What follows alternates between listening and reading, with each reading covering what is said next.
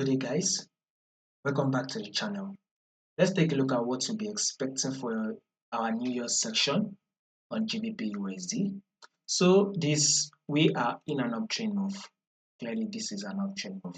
That is exactly what gold is actually giving us. GBPUSD is actually giving us. We are currently trending to the upside. But when you take a look at what is doing currently, with what we are seeing, a drop is likely to appear out, which it has not yet given us the setup.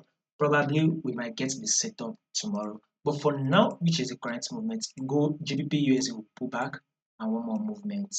Then once we see the sell setup, we can now hop in on the sell. But for right now, you should expect your pullback, meaning you should go to your 15-minute time frame, pullback, which will reflect on your 1 hour time frame. Then you can now expect another bullish move on GBP